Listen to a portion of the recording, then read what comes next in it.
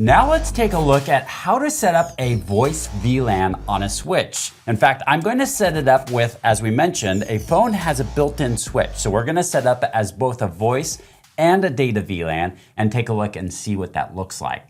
So here I'm on switch 2 right now, and I just did a show run interface FA05 to see what it's programmed with right now, what it's configured with it right now.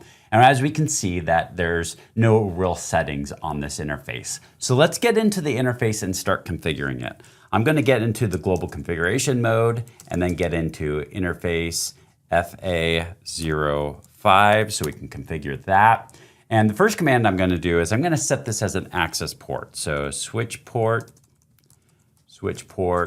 mode access. And now it's an access port. And then we are going to set it up with the VLAN it's a part of. So the data VLAN that I'm going to use for this one is going to be the sales VLAN. So I've got that over here showing that the sales VLAN over here is what I'm going to set it up for.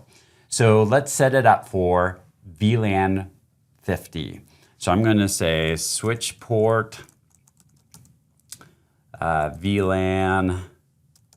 switchport access VLAN 50. We'll hit enter, and now it's set up with that. I'm going to do show run interface FA05 just so we can look at and see what's on it right now. Now, I'm going to set this up with a voice VLAN. So since it's going to have voice on it, I want there to be that cost of service set up. So what I'm going to do is I'm going to type in MLS QoS, quality of service, trust COS, and hit enter. Now let's take a look and see what happened on this interface. So now that is set up with the MLS QoS trust interface. All right, next what I'm going to do is a switchport voice VLAN and the VLAN ID. So the voice VLAN 150. So the voice VLAN is going to be VLAN 150. I'm going to hit enter. And now let's take a look at that interface.